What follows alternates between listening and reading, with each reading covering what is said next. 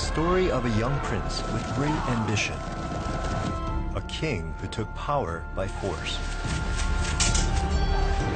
A ruler who built his legacy in the form of a spectacular temple.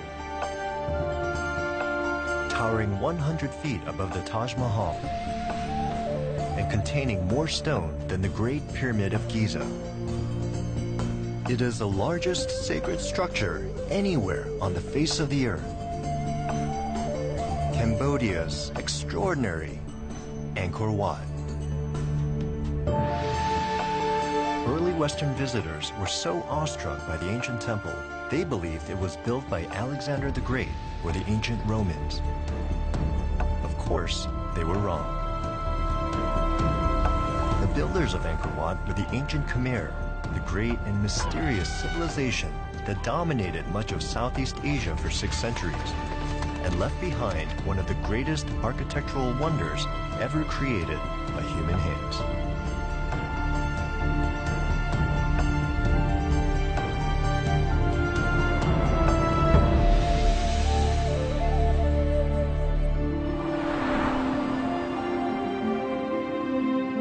On a lush plain, deep in the tropical forest of northwestern Cambodia, lie the ruins of the ancient city of Angkor. Once the sprawling capital of the vast Khmer Empire, Angkor was the largest city in the world. Today, Angkor is still a sweeping landscape. 400 square miles where more than 1,200 ancient temples still survive. Architectural masterpieces, fantastically carved from tens of millions of tons of local sandstone. The famous temples were built over a span of 5 centuries.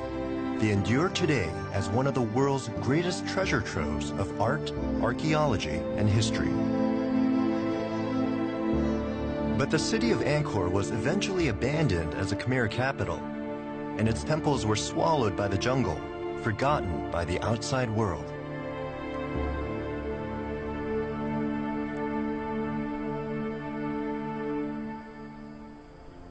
Not until the 19th century was the most famous of all the Angkor structures brought to the attention of the West. In January of 1860, the French naturalist Henri Mouot wrote, "One of these temples, a rival to that of Solomon and erected by some ancient Michelangelo, might take an honorable place beside our most beautiful buildings. It is grander than anything left to us by Greece or Rome."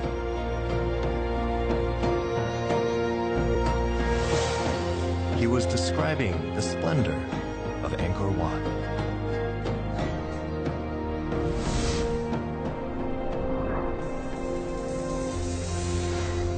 When Smithsonian Magazine listed 28 places to see before you die, it called Angkor Wat a temple so magnificent it could only have been built by divine inspiration.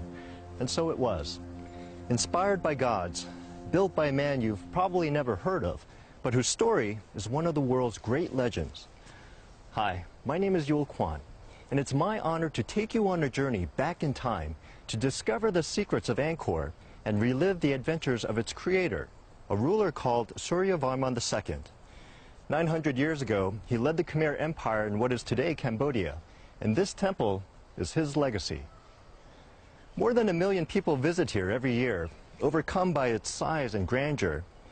But if you think this place is beautiful now, just wait till you see it in its glory days. This is a story of Angkor Wat. In the 12th century AD, a young man with royal blood was coming of age in the Khmer countryside.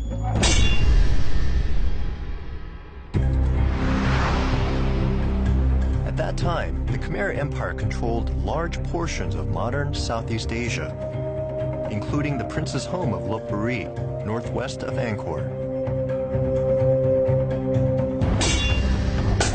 The royal prince was said to be a skilled warrior, brave and wise beyond his years.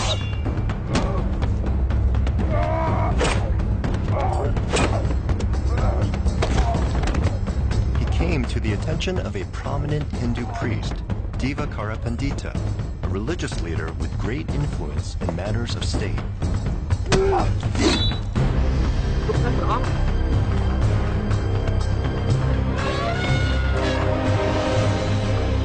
Ambitious, royal, and well-connected, Suryavarman II began to dream of becoming king and ruling the vast Khmer Empire.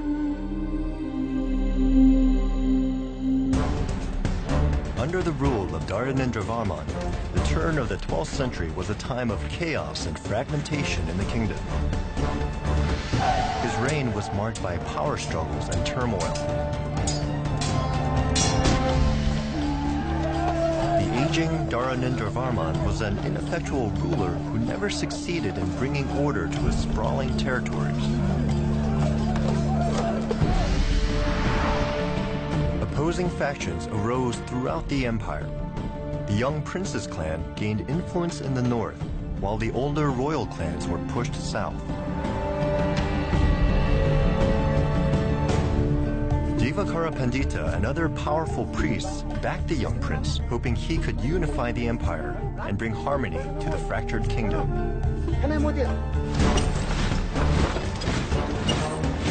Civil war erupted as the forces vied for control. An inscription describes the moment the young prince took power, comparing him to a mythical bird. Suryavarman bounded to the head of the elephant of the enemy king and killed him as an eagle might kill a snake.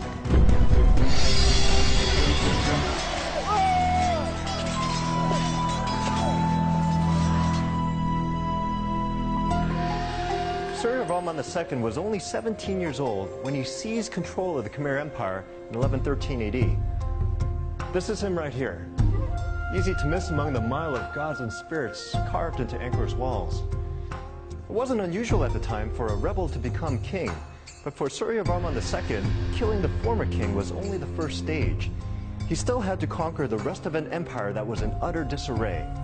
The crown would only be his if he could end the turmoil and unify the land.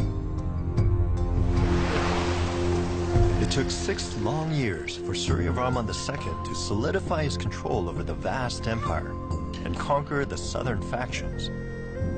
But now, at last, the entire Khmer Empire was united under a single ruler, and peace was finally restored. Suryavarman's soldiers and subjects took an oath of loyalty that strengthened his realm. We will serve no other king. We will sacrifice our lives for our king in the face of war. We will be reborn in the 32 hells if we break our oath.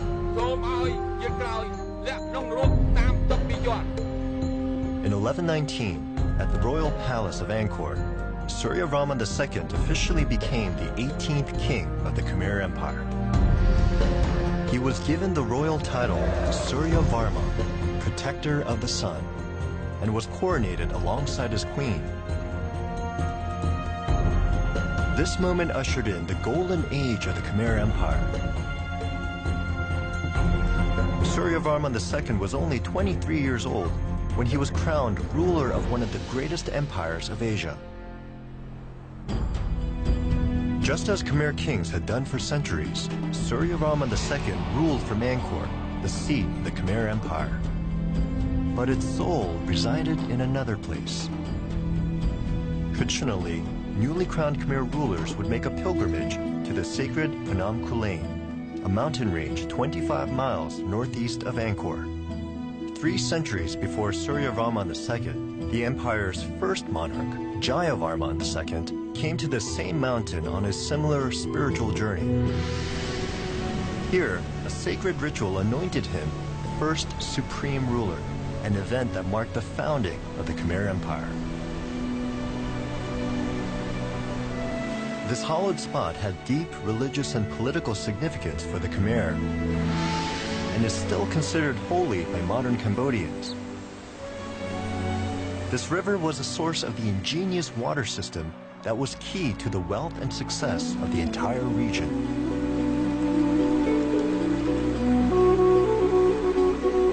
The religion of the early Khmer Empire was Hinduism, and and this sacred mountain is richly carved with images of Hindu deities, including Vishnu. The river here flows over other sacred icons. 1,000 linga rise from the riverbed. Carved over the centuries during the dry seasons, these stone phalluses are symbols of fertility and the male creative force.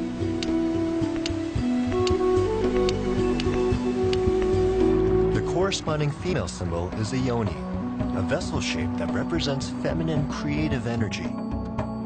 The linga is often placed upon the yoni. Together, the two forms symbolize the indivisible connection between male and female, the union from which all life springs. Waters that washed over these sacred stone carvings were thought to carry fertility and abundance to the lands of the empire.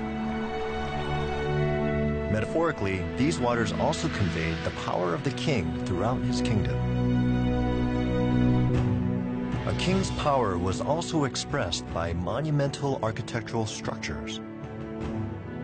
It was customary for a Khmer ruler to build one or more temples during his reign, usually dedicated to the god Vishnu. The third Khmer king, Indravarman, built this red brick temple in 879 AD. It's called Priako, and he built it in honor of his ancestors. Bindaya Sri Temple was built more than a century later. Its name means Citadel of Beauty. Its famous carvings are still considered among the highest achievements of Khmer art. The 9th century Baekong Temple, with its massive moat, may have inspired Suryavarman II. When it came time for the newly crowned king to begin planning for his temple, he decided to create a structure that would exceed all other temples in both size and grandeur. He entrusted this ambitious undertaking to the same Brahmin priest who helped him take the throne. Divakara Pandita would oversee the planning and construction of Angkor Wat.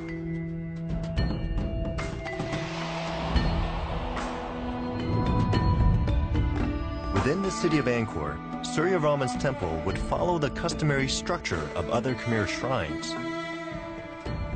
Khmer temples represent the mythical Mount Meru, the center of the universe and home of the gods according to Hindu cosmology. But the temple Suryavarman planned was on a scale that would dwarf all other temples anywhere in the world. A scale that would tax every ounce of skill, ingenuity, and technology of his entire empire.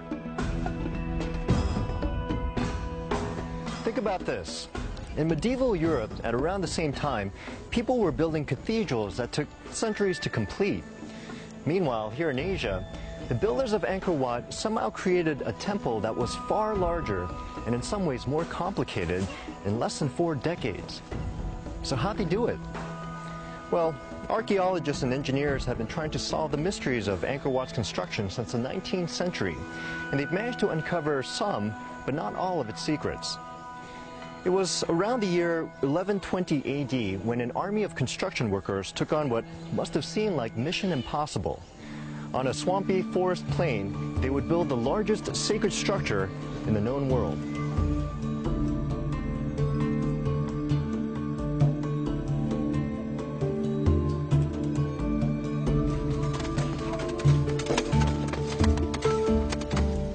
Using only simple tools, workers prepare the site, digging the foundation in the midst of a dense jungle.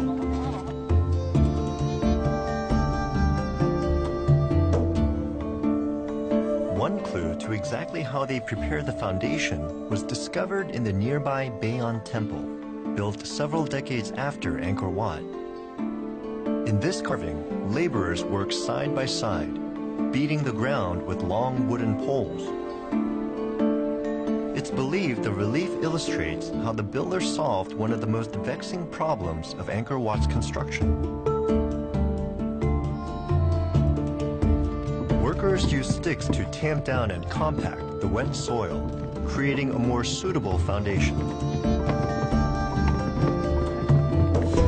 They dug a massive hole in the ground, 33 feet deep, filled it with layers of sand, pebbles, and clay, and compacted it until it was hard. This allowed excess water to drain and also stabilize the surface. It was only after the foundation was laid that the structure's elaborate design was finalized. The massive compound would be almost a square mile and would be surrounded by a moat 660 feet wide. Only a ruler with Suryavarman II's might, power, and vision could have imagined a building constructed on this grand a scale. It is estimated the building required more than 5 million tons of raw materials. Where did the ancient temple builders mine such a tremendous amount of stone?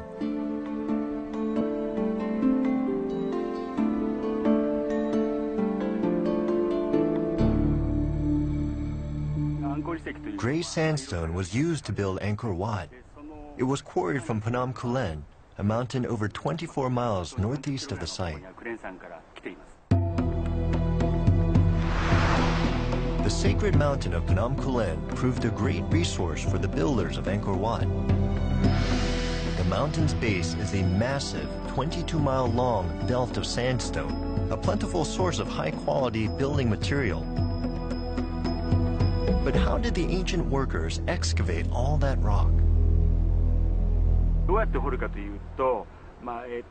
They used iron rods with sharp ends and dug a groove the size of the block they wanted to remove.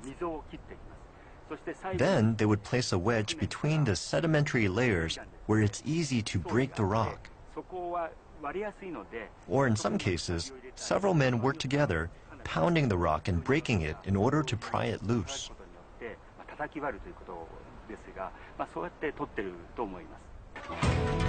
With only hand tools, workers removed vast amounts of rock from the mountain. It is estimated that it took a stone cutter at least 10 days just to carve a groove around one block of stone weighing more than a ton. After the groove was carved, a wedge was placed in the groove so the rock could be separated.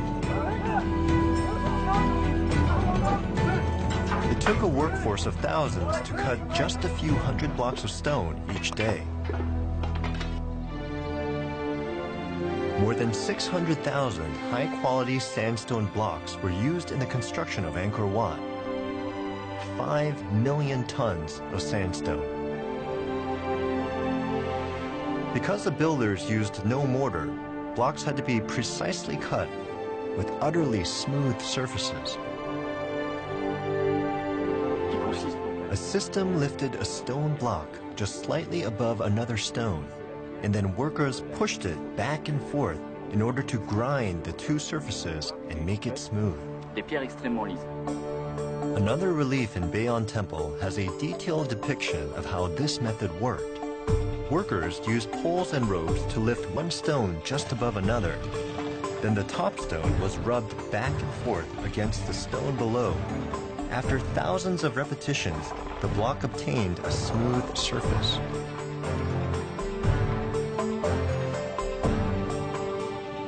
Exactly which Phnom Kulen quarry the stones came from remains a mystery. But a Japanese research team from Waseda University recently tested the stone's magnetic properties.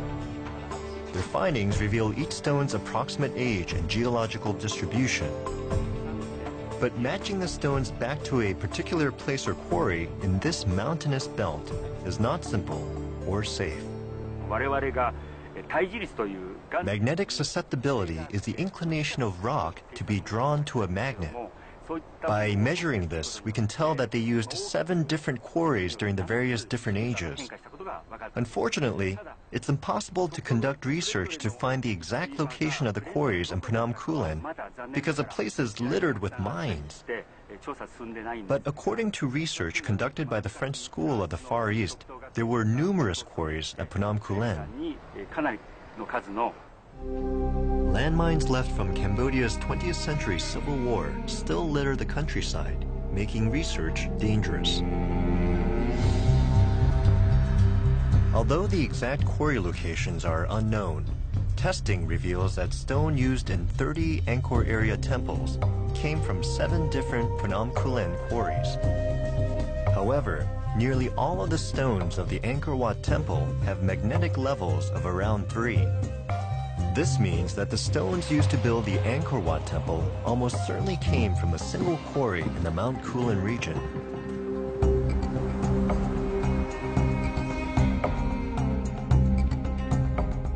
The massive cut stones were transported over 25 miles to Angkor using elephants as well as slave labor. Rods were drilled into the huge blocks so they could be pushed and pulled. Laborers also used bamboo rafts to float the stone on a labyrinth of canals and rivers. A river called the Siem Reap flows most of the way to the building site and then connects to a large natural lake just south of Angkor. After a journey of several weeks, they enter the last canal, and the rafts reach their final destination at Angkor Wat. Over the 37 years it took to build the temple, experts estimate that at least 20,000 people a day were needed. A throng of people who had to be transported, housed, and fed. It was a huge workforce by 12th century standards. This great labor force suggests the city as a whole also had a large population. But how large? One clue comes from a nearby temple, built later the same century. According to an inscription in Preah Khan, 97,480 village personnel were assigned to the smaller temple, while 100,000 farmers and slaves contributed to the temple's maintenance. Based on this, experts estimate that the population of the Khmer capital was at least 700,000. This means Angkor's population probably exceeded that of all 12th century cities. Paris had only 100,000 people at the time, and London had just 70,000. Only China's Kaifeng city was similar in size. One secret to how Angkor supported this large population lies in an ingenious system of waterways. Then, as now, agriculture centered on rice grown on the Angkor Plain. In addition to rice, other grains, fruits, and vegetables were also cultivated, just as they are today.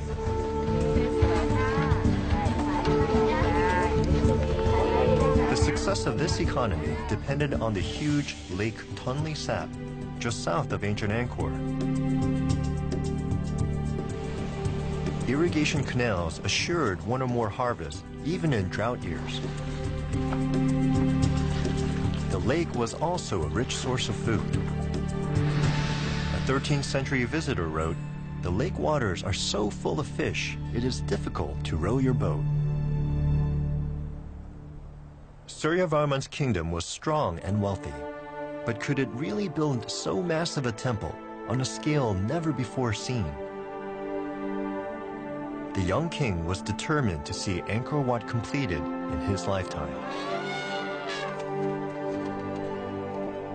And his ambition was not limited to temple building. He also sought to extend his kingdom's borders. He was drawn to the eastern edge of the empire, where an invasion and conquest would have been a political asset. Occupying what is now South Vietnam, the powerful Champa kingdom controlled the coast and trade routes long coveted by the Khmer. Beginning early in his reign, Suryavarman II led a series of invasions into neighboring territories. According to inscriptions, in one battle, the king led a force of 700 ships and 20,000 soldiers.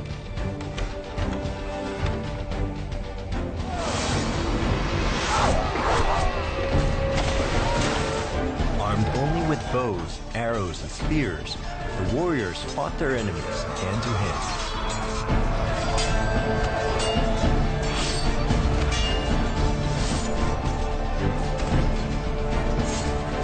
Another inscription describes a different invasion in Suryavarman's career.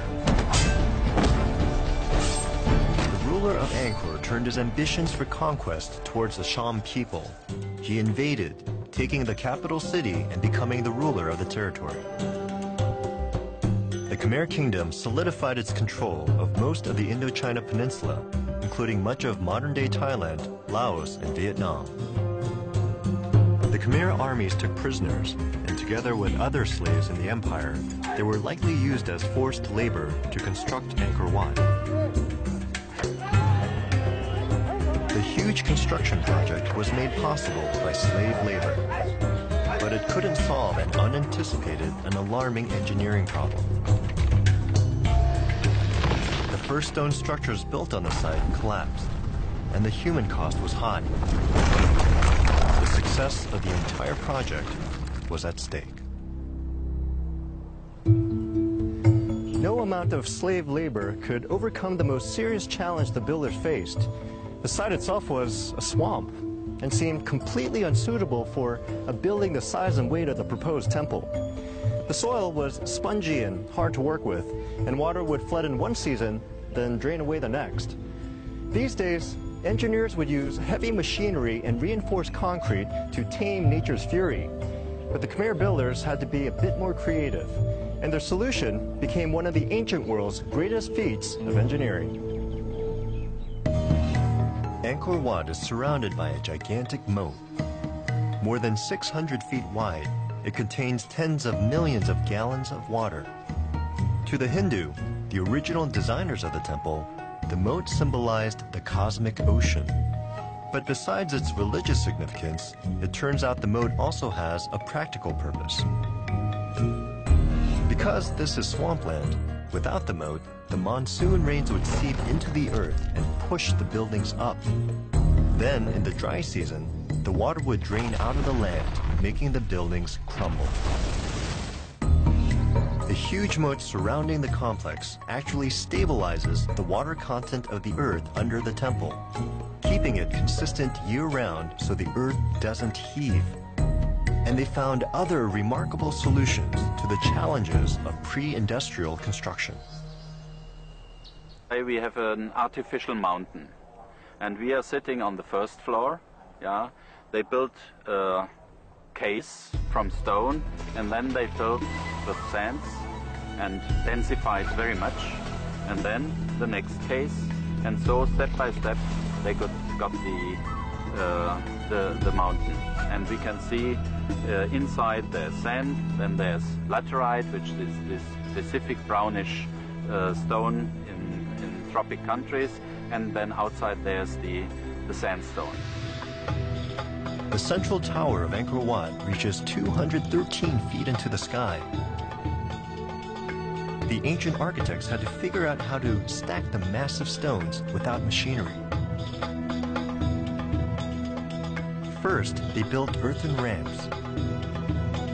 Then, laborers and elephants dragged the stones up the ramps.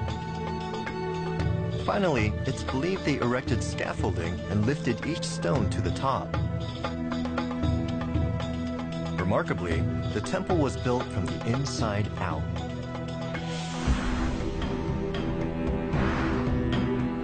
The tallest central tower was erected first. Then the surrounding towers were built. And finally, the outer galleries and walls were added. The builders raised these columns made from single blocks weighing as much as 7 tons. They used a simple but brilliant method for setting up the 1,532 columns around the temple complex. Angkor Wat has survived fairly intact for nearly 900 years, an achievement that surely would have pleased its builders. But the swampy site and Cambodia's tropical climate have definitely taken a toll on these buildings. Although some intricate sandstone features show few signs of their age, others have worn away and decayed. Certain original features, like the gold leaf ornamentation that would have awed early visitors, are gone forever, looted after the Khmer Empire's decline. When it was completed around 1150 AD, Angkor Wat was the biggest building in the world, about the size of 11 football fields. Now, teams of scientists and archaeologists have spent years trying to figure out what the temple might have looked like in its heyday. And they've pieced together the puzzle, data point by data point. And now, with the help of 21st century technology, we can finally get a glimpse of Angkor Wat's original splendor.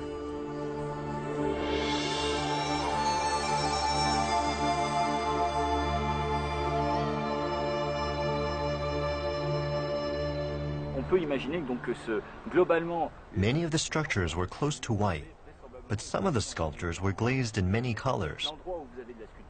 Most of the surviving colors are yellowish brown or red. That's because the pigments had an iron oxide base, which lasts for a long time. But the other colors, such as blue, yellow, and green, have all disappeared.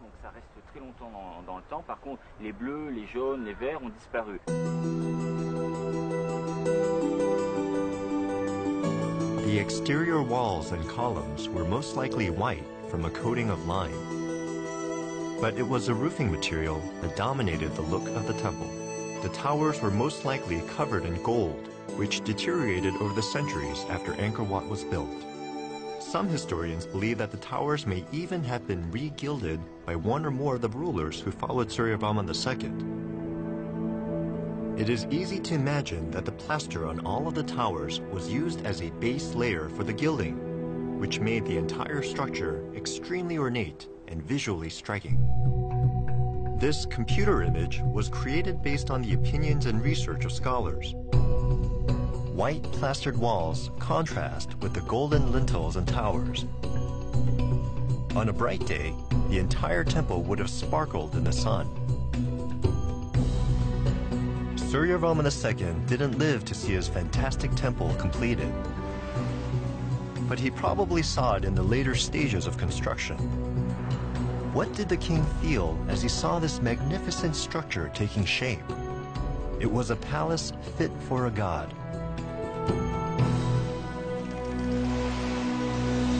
And he must have known it would also become his tomb. Only fragments of the wood that once covered the interior stone walls still remain. It's believed the wood was highly decorated, inlaid and ornamented with a wide variety of patterns. Gilded doors divided the chambers, and the gallery walls and ceilings would have been lavishly adorned. Since the king first set eyes on these galleries, millions more have journeyed to admire these dramatic scenes. The carvings encircle the entire outer gallery from floor to ceiling.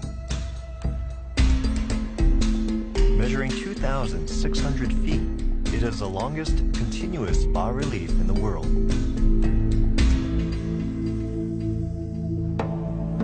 In the North Gallery, this famous relief, called the Battle of Kurukshetra, depicts an ancient combat scene from Indian history retold in the epic work, the Mahabharata.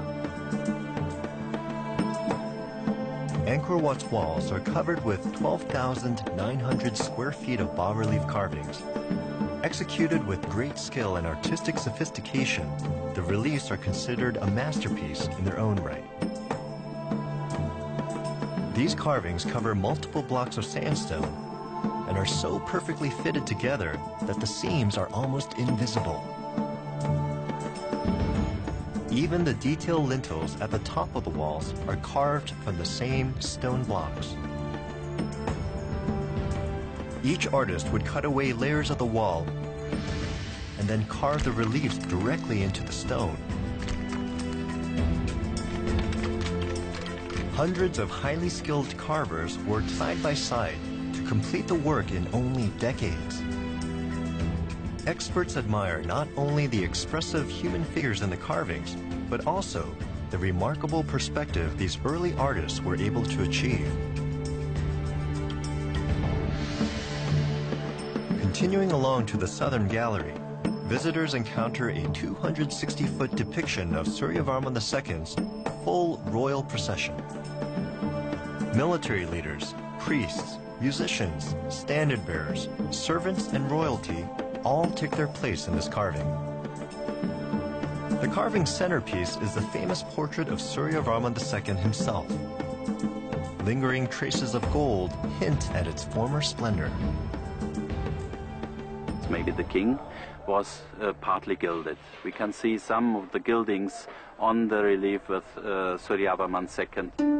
The famous portrait of the king was gilded and surrounded by red, the color symbolizing protection and strength. Continuing to the east side gallery, a visitor finds perhaps the most famous and revered of all the reliefs, the churning of the Sea of Milk. It depicts Vishnu and Devas, the benevolent Hindu gods, and the Asuras, the evil gods, all pulling on a great snake to churn the cosmic sea in search of eternal life. Their struggle released countless deities, including the beautiful nymphs called Apsaras.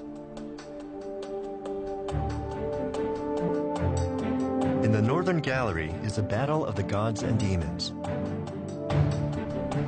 This epic battle scene illustrates the pantheon of 21 Hindu gods battling alongside human warriors.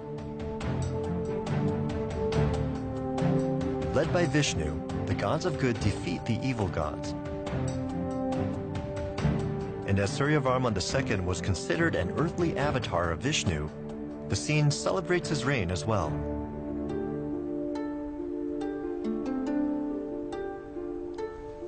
It could be said that the entire temple of Angkor Wat is a single work of art. The artifacts and engraved scenes aren't simply ornaments installed in the temple, they're carved into the very structure itself. Once the enormous blocks were in place, artists chiseled symbols, figures, and deities into virtually every surface of the sandstone. All of this dazzling creation forged into one extraordinary and sacred sculpture. Now, of all the carvings, these are some of the most popular. They're called Apsaras, or in English, celestial nymphs, supernatural women who are said to dance for the gods. They supposedly had the power to change their shapes or influence whether a gambler won or lost. But someone wasn't taking any chances. There are nearly 1,800 of them depicted all around the temple.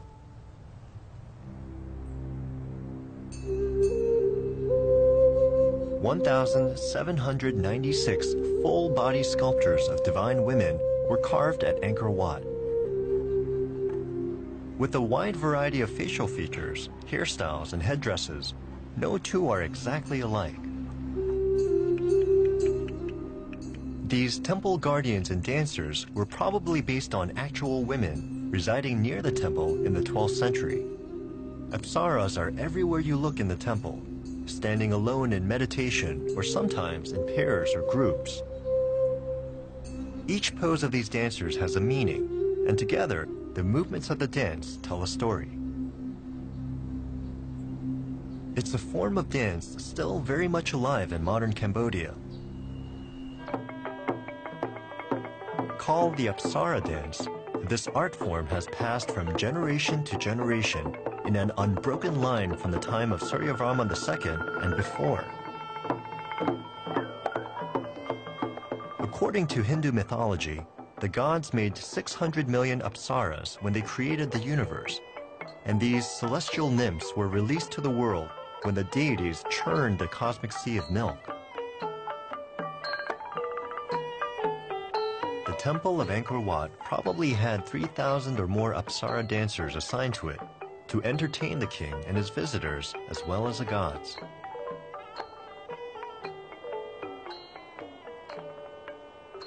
The Apsara dance almost died out in the 1970s during Cambodia's Khmer Rouge regime. Dancers at the time were targeted as intellectuals and elitists, and they were killed. Today, this ancient dance is once again a visible part of Cambodian culture. It has been recently revived by dancers studying Apsara carvings at Angkor Wat. Leaving behind the outer galleries, a visitor would next reach the second level of Angkor Wat. Here, columns border a cross-shaped gallery that mimics the layout of the temple's central level. These galleries lead the way to a large pool where the king and the Brahmins purify themselves before performing rituals to the gods. Here, lingering traces of colors that covered the surfaces suggest how the temple once looked. At the center of the cruciform gallery is a column which is colored in 5 layers of paint that alternates between white and red. First, they used red pigment on a white background. In the next generation, they painted using red pigment on a white background again. Although we don't know why, they finally covered everything in white, so it currently looks pink. Every trace of ancient residue adds clues to Angkor Wat's glory, as its royal patron once saw it. As in many Hindu temples, the 5 towers of Angkor Wat represent the 5 peaks of sacred Mount Meru, the residence of the gods in the ancient tradition. The highest tower soars as high as Notre Dame Cathedral. In all, 10 stairways lead to the central tower, a deviation from temples built earlier, such as the 11th century Bapwan. In the case of Bapwan, the 4 stairways on the 4 sides were added later on because of safety issues. The stairways were added in order to solve problems which arose during the construction of Bapwan. But in Angkor Wat, they were included in the plans from the very beginning of construction. As a result, a new and very special style of architecture was created. All the stairways, except those in the central corridor, are too steep to climb with ease. These features are thought to be a reminder that the path to enlightenment is not easy.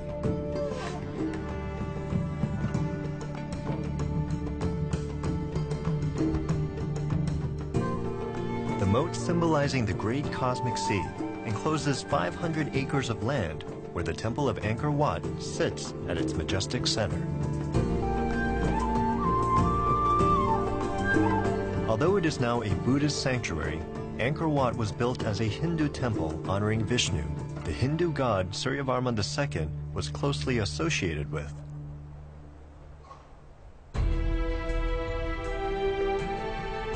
As impressive and inspiring as they are now, the towers were surely once even more so when their gold gleamed in the sun.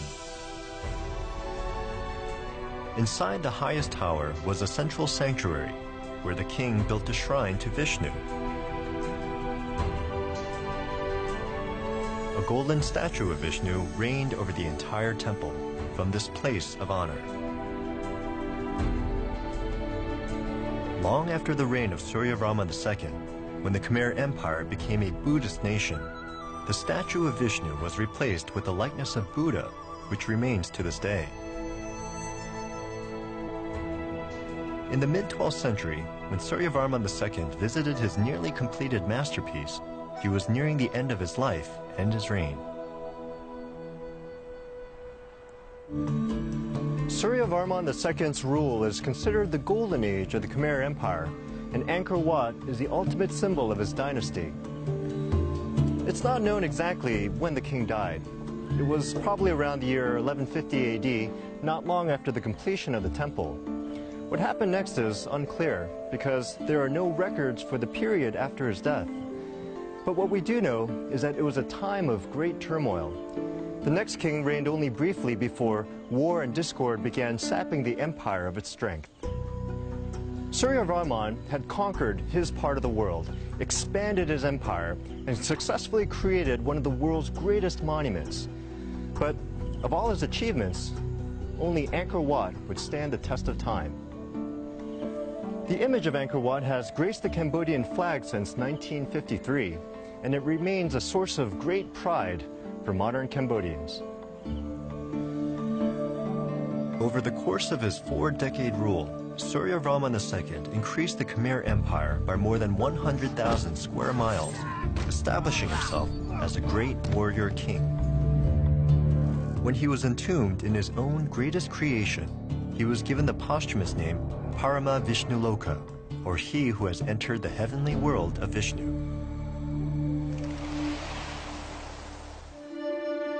After he died, the Khmer Empire fell into disarray. Opposing factions vied for power, and the country suffered invasions by neighboring forces. Today, Angkor Wat is a cherished reminder of the Khmer Empire's past glory and a source of great pride in modern Cambodia. A UNESCO World Heritage Site, it draws 1 million visitors per year from around the globe. Symbol, temple, tomb, and treasure, Angkor Wat is a masterpiece of ancient monumental architecture. It has few rivals anywhere on Earth.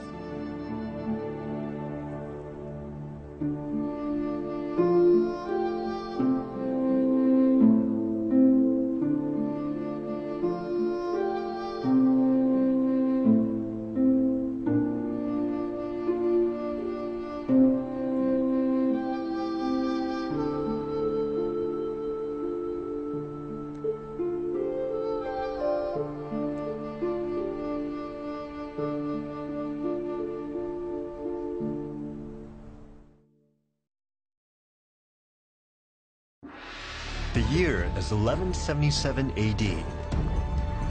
The powerful Khmer Empire has dominated the Southeast Asian mainland for centuries. A great and sophisticated civilization, they built the largest temple on earth, the resplendent Angkor Wat. And their capital is the largest city in the world.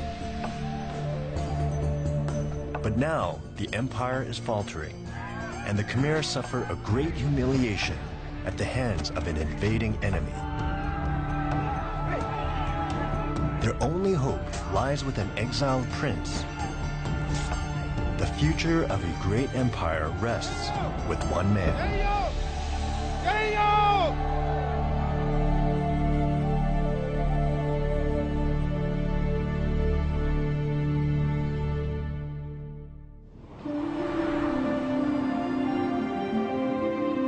Centered in the vast northern plateau of what is now Cambodia, a great kingdom thrived for centuries.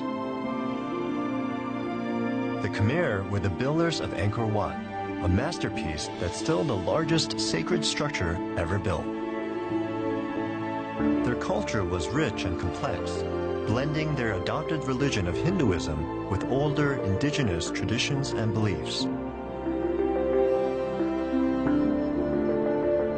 Their art and monumental architecture was so impressive and advanced that some local people still believe they must have been built by gods.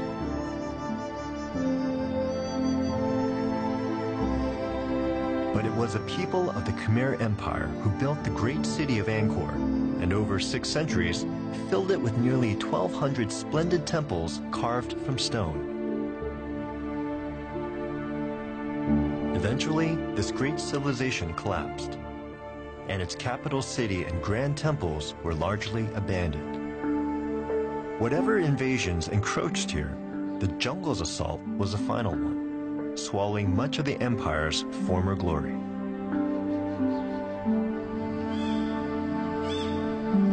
It's often said that nature is the final conqueror of all things.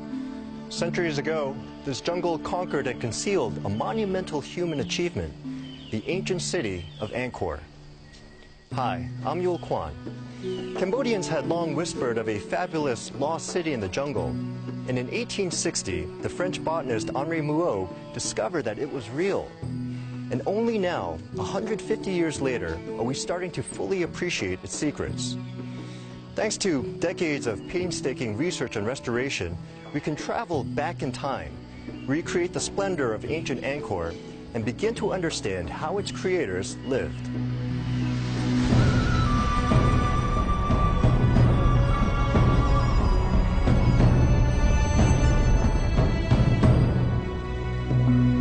Angkor's lichen-covered temples still hide undiscovered treasures. This structure has been referred to as the Chamber of Jewels, where some claim glittering gems once adorned its walls. In the first half of the 12th century, the Khmer constructed Angkor Wat, the most massive temple on earth. The empire at that time dominated Southeast Asia and was ruled by a powerful and charismatic king, Suryavarman II. But after his death, the Khmer Empire faltered. Internal struggles and attacks by bordering empires weakened the Khmer territory. Then, in 1177, the Champa Kingdom attacked Angkor.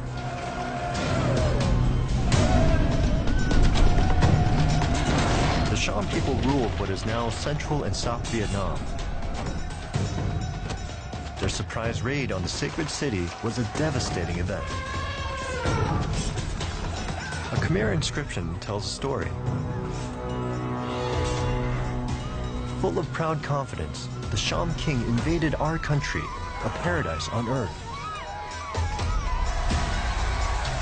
The invading king ravaged the city of Angkor and advanced on the Khmer royal palace itself.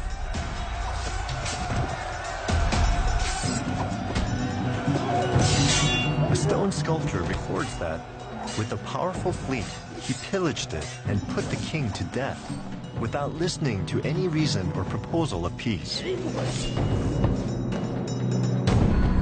Khmer king lay dead. With their king murdered and their city occupied, the Khmer were deeply humiliated. To one man, the insults were unbearable. A royal prince whom history would call Jayavarman VII.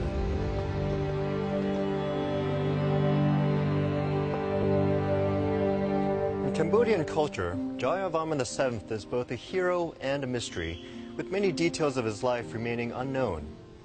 He was indeed a royal prince, though he probably didn't have a legitimate claim to the throne.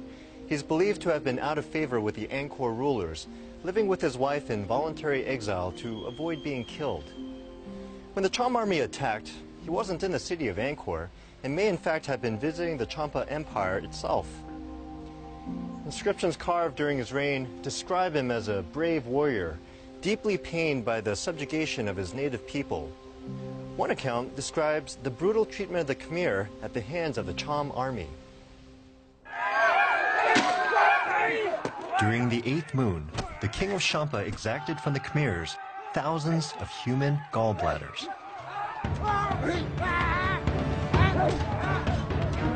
They would confront people, throw a hood over their heads. Then they would stab them in the side with a dagger and remove the gallbladder.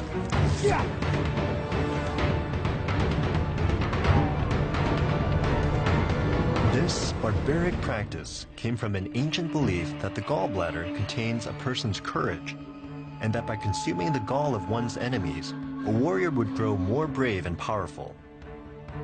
When Jayavarman VII heard of the brutal treatment of his people, he returned home to see for himself. Violence and chaos reigned in the occupied Khmer Empire. Jayavarman VII was already more than 40 years old when he learned the Khmer king had been killed.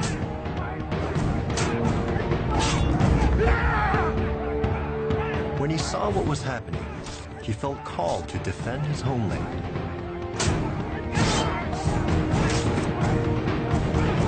The Khmer needed a hero and a galvanizing leader.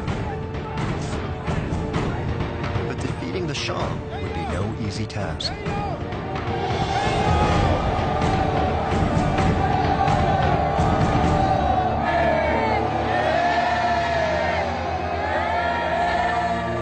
Jayavarman VII was born in Kampong Swai, more than 60 miles to the east of Angkor. Thanks to rich deposits of iron ore, the region was a major producer of weaponry. Jayavarman VII made this his home base as he worked to consolidate his power. He was able to raise a sizable army and began training, preparing his forces for war with the Cham.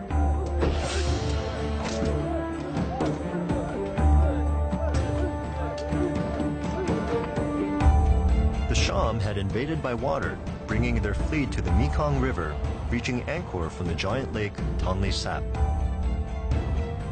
Jayavarman VII's forces pushed the invaders back to the lake and eventually farther south. Then, in 1178, the Khmer hero and the Cham king clashed in a fierce battle. The Battle of Tonle Sap is perhaps the most famous in the history of ancient Cambodia.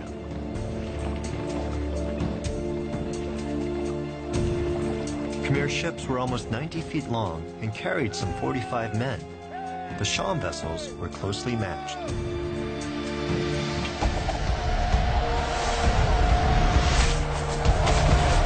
The warriors fought with bows, arrows, and spears.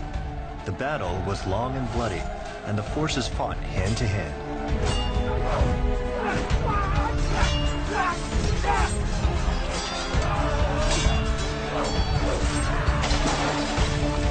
Both Jayavarman VII and the Sham king fought alongside their men.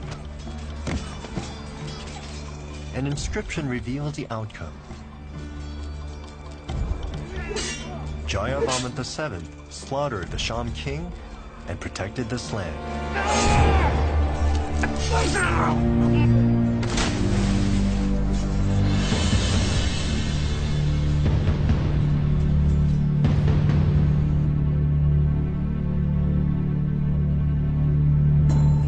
In the Angkor Temple of Bayon, built later by Jayavarman VII, there's a vivid depiction of the day's fighting. The relief shows Sham soldiers shot by arrows, floating in the water, and torn to pieces by crocodiles.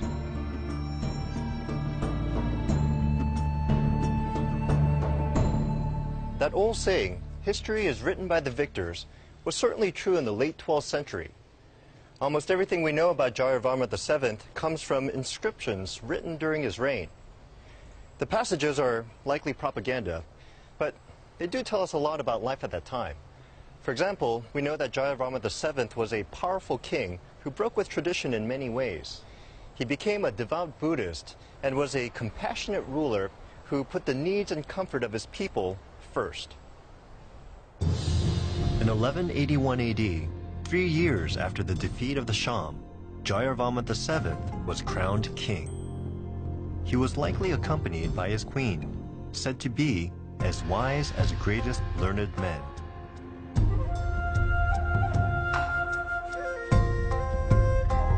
When Jayavarman VII took the crown, his subjects swore an oath of loyalty to him.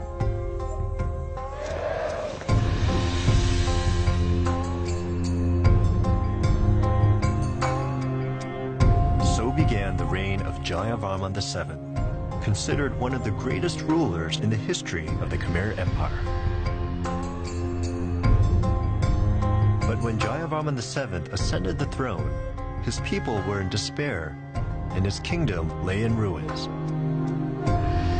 The new king quickly undertook a series of massive projects to restore and rebuild the capital city. First, he built a substantial defensive wall around the heart of the city, replacing a wooden parapet. Then he restored the moat surrounding the city and made it deeper. The enormous moat measured 400 feet across and was connected to the complex system of Angkor's waterways. By restoring the moat and installing the massive 30-foot-high wall, he made his city into an impregnable fortress which no invader could breach. This new wall defined Angkor Thom, Jayavarman's royal city built within the ancient Angkor region. Angkor Thom means great city, and even now, its parameters are distinctly outlined in the Cambodian jungle.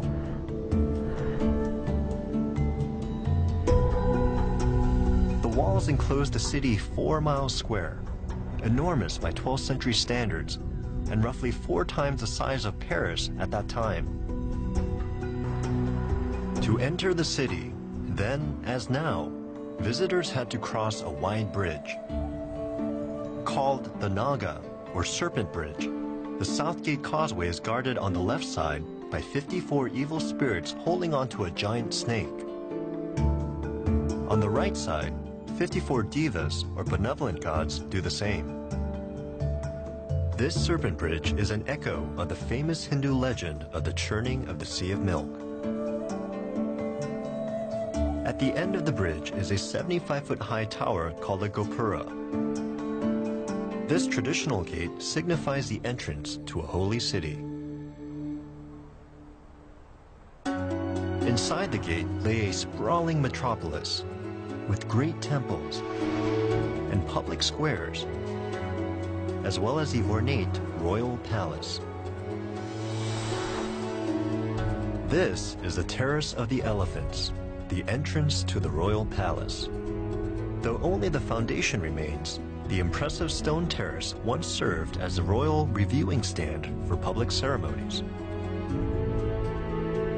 Life-size statues and reliefs of elephants grace both sides of the central terrace. The images are appropriate because the square was also used to train combat elephants for battle. The king presided over public events from here, at the center of the terrace. Statues of a lion and the naga, a mythical serpent, stand on either side of the king's platform. Mythical birds called garudas support the terrace from beneath.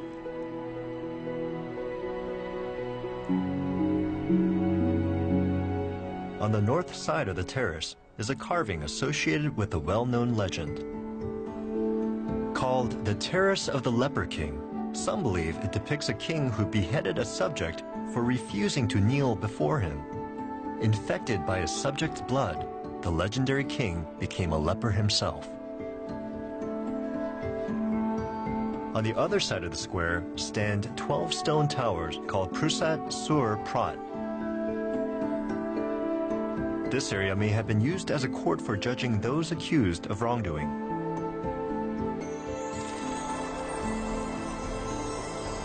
The terrace was once a splendid public space, ringed with covered galleries gleaming in the sun. Jayavarman VII restored the palace within Angkor Thom. The palace was originally built in the 9th century, but burned down during the war. Until recently, the original appearance of the palace was a mystery. Aside from the gopura leading to the main entranceway and the 13-foot-high surrounding wall, the palace itself no longer stands. To learn more, French archaeologists drilled thousands of holes in the ground and analyzed the soil samples from here. We now know that the palace was built on top of a large wooden foundation, only fragments of which survive. This piece was 40 to 50 centimeters wide, 13 to 16 feet in length, about 8 inches in thickness, and very sturdy. This was used as a foundation, and structures were built on top of this platform. The entire palace covered 37 acres. Its wooden columns are long gone, but it's often possible to see where they once stood. Other evidence of the placement of these columns is found throughout this area, indicated by stone foundations and indentations. All the buildings here, the palace was built in wooden construction, and maybe they copied the techniques of bonding of pieces of stone from the wood construction. The buildings of the palace would have been connected by splendid high-ceiling galleries supported by the columns. A row of columns 31 inches in diameter once stood on top of this stone platform. These columns were built with local trees called sloram and koki, which are so dense they sink in water. These sturdy supports held up a gallery roof, which did not survive. But history left us an invaluable description of the palace's facade. Near the end of the 13th century, a Chinese diplomat named Zhou Daguan was sent to the Khmer Empire and ended up staying for 11 months. The memoir he wrote about life in Angkor Thom is still a valuable resource for historians. In his book, The Customs of Cambodia, Zhou writes, "The main hall of the palace was covered with lead tiles. the rest had stone tiles, while the columns were engraved with images of the Buddha.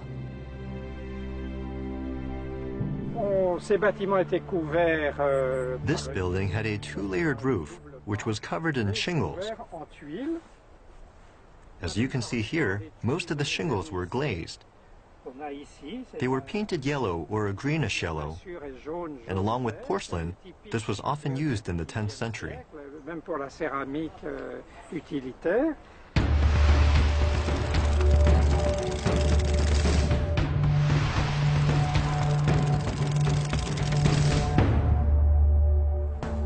Zhou Daguan's account reveals that the inside rooms of the palace were so heavily guarded he could not set foot in them. He could only glimpse a king from outside. But there are clues in a relief carved on the eastern side of the Bayon Temple which records the lifestyle of the royal family. Splendid beams ornamented with flames decorate the eaves and the shingled roof, and the pattern is likely repeated inside the palace. Zhou Daguan also recorded what he saw of the king's chamber from far away. There is a golden window there, and below the window is the image of an elephant. For the first time ever, all these clues allow us to recreate what the palace may have looked like at the height of the Khmer Empire.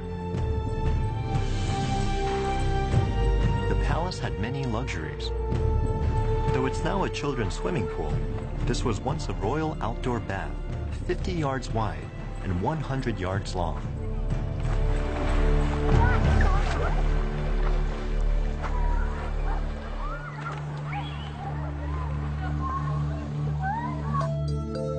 Wooden galleries surrounded the bath on all sides and connected it to the other buildings. And Zhou Daguan mentioned what he saw here. There are 3,005 concubines and ladies-in-waiting living inside the palace. They bathe completely nude, and unlike most other people here, their skin is as pale as white jade.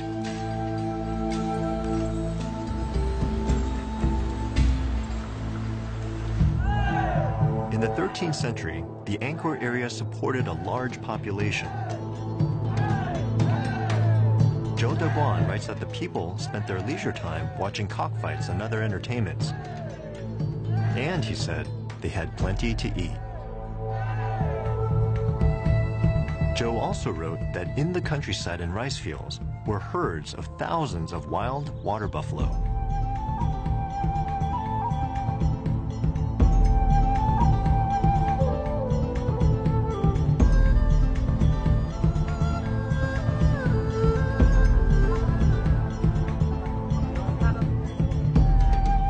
Told an interesting old legend about a mystical snake called a naga, which figures heavily in Khmer mythology.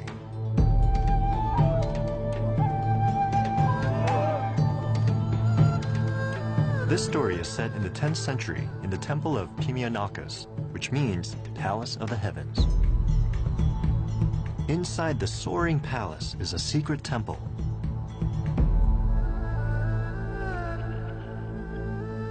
There are many wonderful places within the palace, Zhou wrote, and at nighttime, the king would always visit the tower.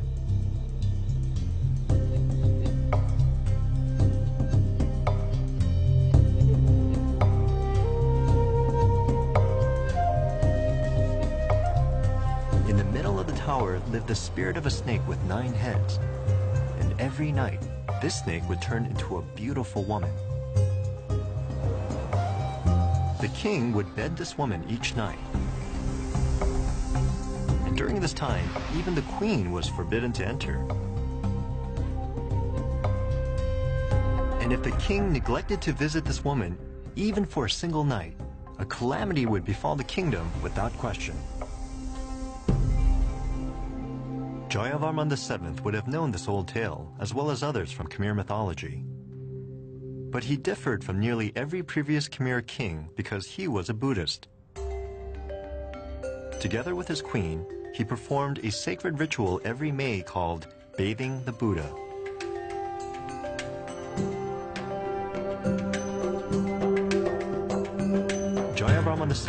very much admired an earlier Khmer king, Surya Varman II, who ruled 80 years previously. This was the revered Khmer ruler who ushered in a golden age and built the great temple, Angkor Wat. Surya Varman II began work on the enormous temple after he took the throne in 1113.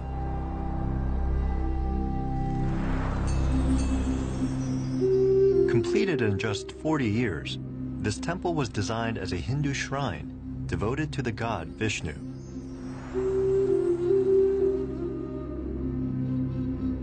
Inside, the central sanctuary featured a great gold statue of Vishnu.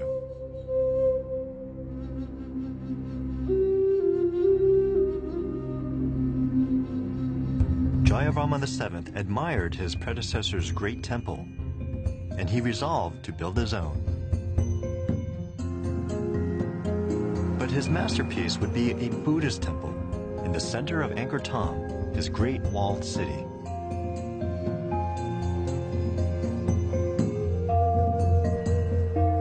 Jayavarman VII's masterpiece is the Bayon, which still stands today.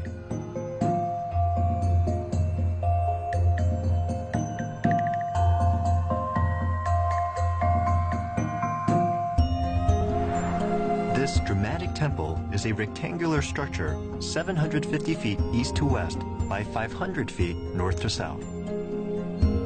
No fewer than 52 towers rise to the sky, including the 140-foot-high central tower.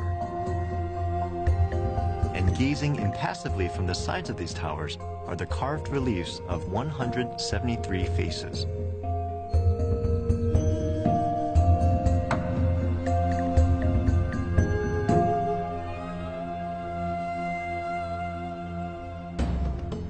The outer galleries of the Bayon are carved with more than 2,000 feet of reliefs, revealing rich details of everyday life at the time. There are images of men enjoying dogfights, and foreign buyers harassing topless Khmer women who are selling items on the street. A woman points an accusing finger as she cooks. Her finger is directed at her son, who is wasting valuable time watching a cockfight. There's an image of a valiant Khmer warrior as he skewers an enemy Sham soldier with a spear. There's also a detailed scene of the Sham in their boats on Lake Tonle Sap as they invade Angkor. In the eastern gallery of the temple, the reliefs celebrate the life and reign of Jayavarman VII.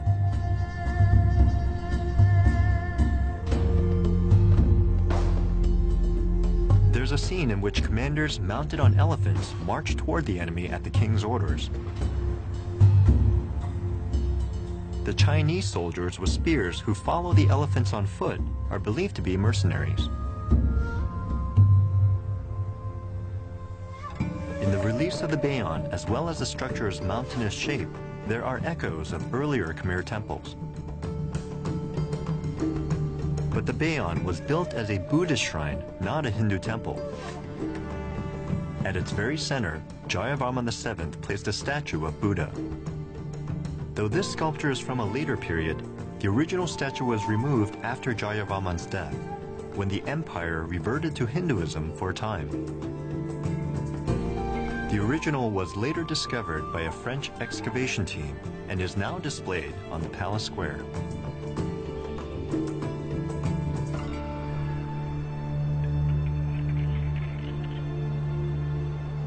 The construction of the Bayon posed many challenges to its ancient builders. Interestingly, there is a scene in a gallery relief of the temple which depicts how the temple was constructed. It shows how the foundations were built. They used sand inside wooden frames in order to accomplish this. The reliefs depict how the foundations were built, how the stones were moved, and how they were stacked.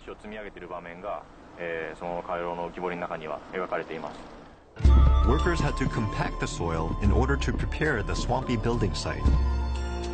Then some 420,000 stone blocks were needed for the temple's construction. The stones came from a quarry at Phnom Kulen, 25 miles from the construction site. Using bamboo rafts, the stones were floated down the river toward Angkor Thom.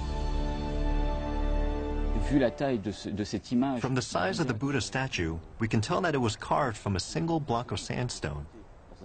We think they built the central tower where the statue was enshrined first, and then the stone structures were built around that. Starting with the Buddha statue, construction progressed from the center outward, with the central tower going up first. Eventually, more towers were erected, and finally, the tower took its current form when the outer galleries and walls were built.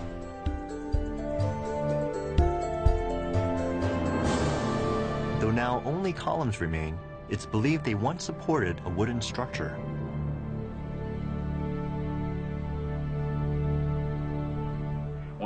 Inside Bayon, there was a wooden structure built on top of a stone framework. Today, only fragments remain from where this structure was secured. This was a common architectural element often used in monuments during the time of Jayavarman VII. That is, from the end of the 12th century to the beginning of the 13th.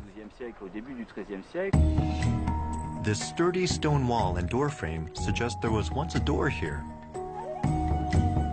And there are other clues to how the temple once looked.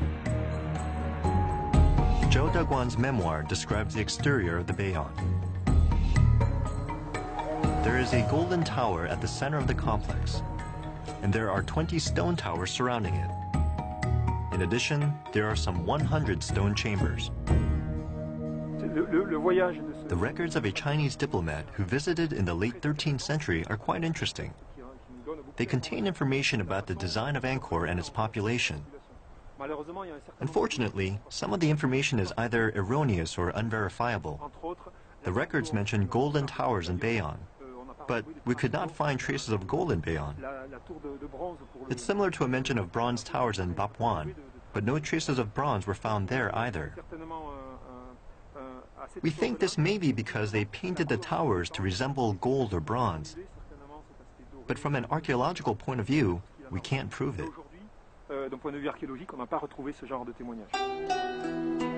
Based on evidence and expert opinions, these computer images reveal the probable appearance of the Bayon when it was completed.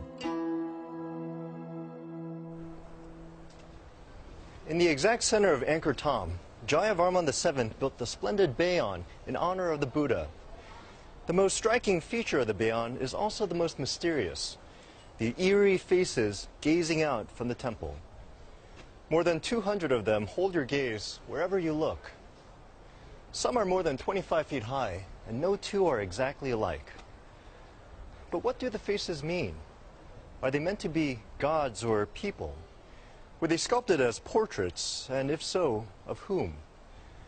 The answers are as fascinating and varied as they are controversial. One of the first modern scholars to study the Bayon was Georges Seydes, director of the French School of the Far East for 18 years. Seydes claimed that the faces on the towers were that of Jayavarman VII himself, portrayed in the form of the Buddha. This theory was accepted as fact for many years, but recently, prominent Japanese scholars have proposed an entirely different explanation. They claim the round faces with almond-shaped eyes are in fact devas, benevolent Hindu gods, while faces with angular features and protruding eyes are asuras, evil Hindu deities. These scholars believe the faces were recarved after the time of Jayavarman VII, when the empire reverted back to Hinduism. And in fact, many Buddhist artworks were defaced or destroyed during this era. Buddhist statues were removed from temples, and Hindu statues were often erected in their place. If the Bayon faces portray the king as the Buddha, they too may have been destroyed. For the past century, Bayon has been studied and restored by a host of scholars. But there are still some 60,000 stone blocks which have not yet found their former places. So why is Bayon in much worse condition than Angkor Wat? which was constructed just 80 years earlier. A team of Japanese scholars who have been restoring the temple for 16 years believe it has to do with the stone itself.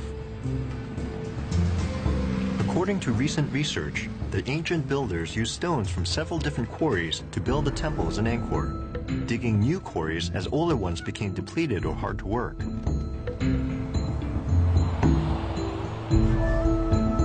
So perhaps by the time the Bayon was constructed, the choice of stone was much more limited.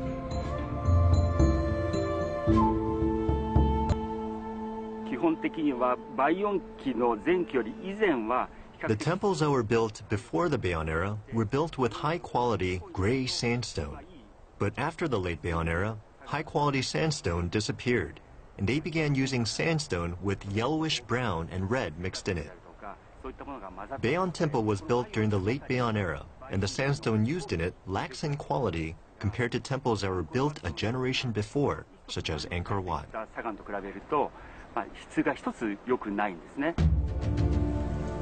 Jayavarman VII filled the Angkor region with temples and other structures. He also devoted considerable resources to expanding the city's water system. The Khmer's ingenious water management compensated for the extremes of the region's distinct rainy and dry seasons, using a complex network of canals, waterworks, and reservoirs. Rainwater was stored in ponds, called barrays, then accessed throughout the year via canals.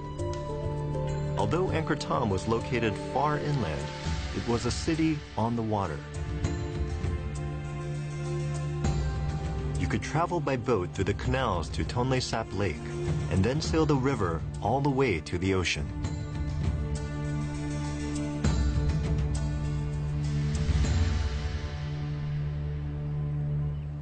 The Khmer Empire's success and prosperity depended to a large extent on its irrigation system.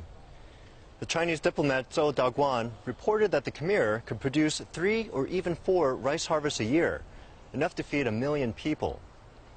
He also described the wet season, saying that the high water mark around Lake Tonle Sap could reach 70 or 80 feet, completely submerging even tall trees. Modern scholars owe a great deal to Zhou, who wrote about Khmer life in great detail.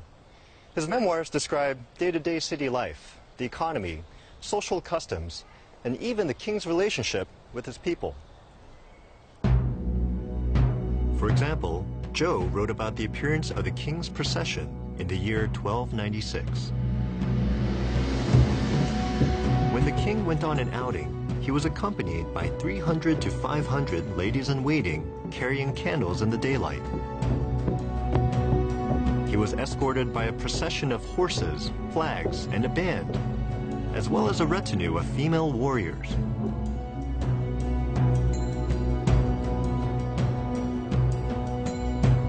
The king, his queen, and his concubines rode palanquins, coaches, horses, and elephants, and they were sheltered from the sun by 100 parasols decorated with gold.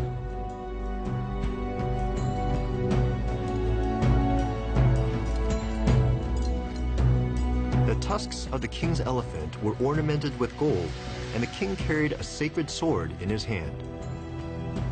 His hands were painted red, and he was surrounded by a battalion of elephants. There was a group of women who swept the road behind the king to erase any trace of the royal procession. If the king's procession was impressive, then his military resources were even more formidable.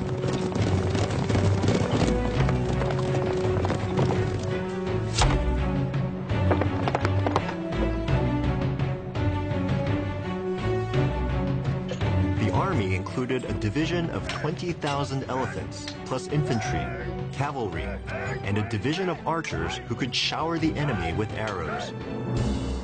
Each platoon consisted of 30 infantrymen armed with swords, hand weapons, and shields.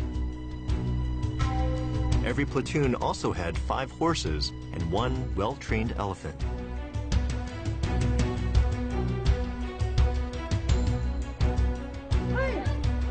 Women were also part of the military.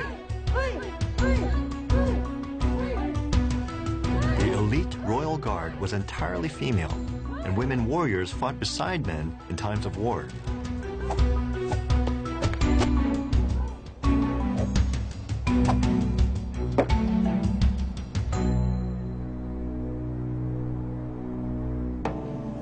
At the start of the 13th century, Angkor Thom and its surrounding area was the greatest city of its time.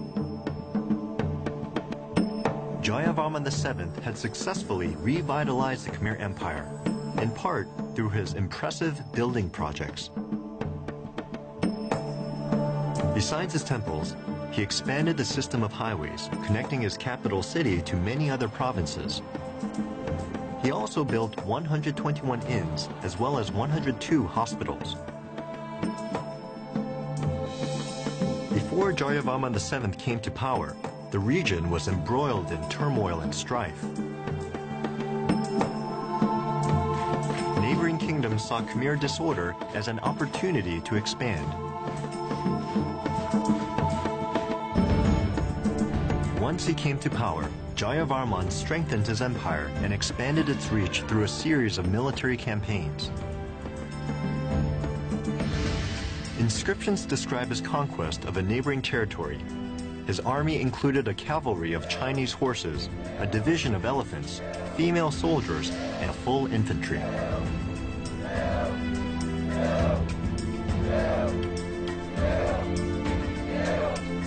The newly improved highways offered more efficient routes for military travel. Long processions of soldiers and commanders covered great distances by road. The scene is depicted in a gallery relief in the Bayon. These long marches were comprised of more than just soldiers. Because each campaign lasted years and involved tens of thousands of troops, many soldiers brought along their families.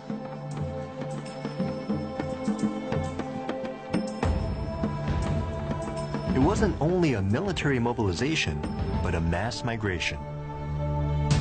Jayavarman VII's military conquests changed the history of both the Khmer Empire and all of Southeast Asia. There are few records from late in the king's reign, but histories record that he was a fierce opponent on the battlefield.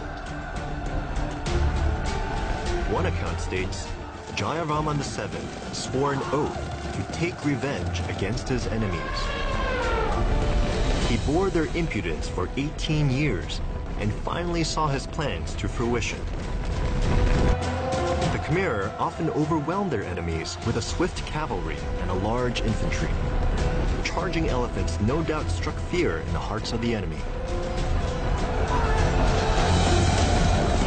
Much of the fighting was close hand-to-hand combat, using a sickle-like weapon called a pakak.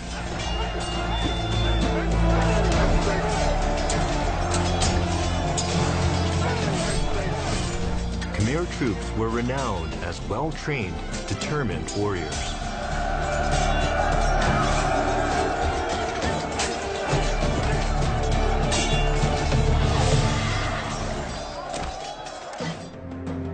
Eventually, the Khmer Empire stretched from what is now Laos and much of Thailand in the north, to the Malay Peninsula in the south, Burma in the west, to central Vietnam in the east, almost all of mainland Southeast Asia.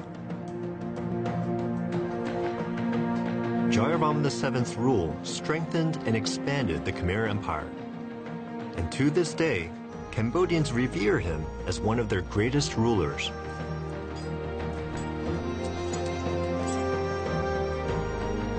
In the centuries since his reign, nature has obscured his capital city, the proud center of a powerful Khmer Empire.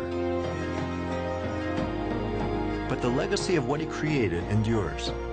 The stately terrace of the elephants, the haunting faces of Bayon Temple, and the many symbols of a deep Buddhist faith all continue to inspire visitors from around the world.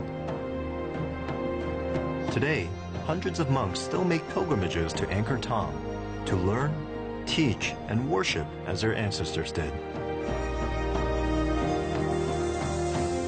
Though modern conservationists cannot reverse hundreds of years of nature's advances, they can help us Imagine how these palaces and temples once appeared and how they supported a vibrant and thriving Khmer civilization.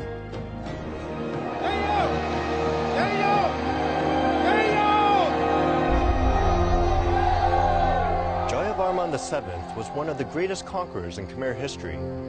He came to power when he was nearly 50 and ruled for at least 3 decades. During his reign, he dramatically strengthened and expanded his empire. But he's also known in modern Cambodia for another reason. As the first important Buddhist king, he changed the relationship between ruler and ruled. Now, like previous Hindu rulers, Jayavarman VII was still considered a god king, but he also reportedly cared deeply about his people and strived to relieve their suffering. It was definitely a change in style from earlier Khmer rule, and 800 years later, his influence on history can still be felt.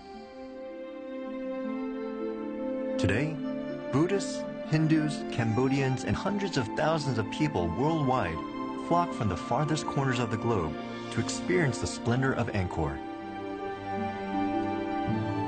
And though the kings who built these astonishing structures have long since passed, it is their triumphs that have left a great legacy, teaching us about the people of this sprawling empire and how their early accomplishments helped shape the world.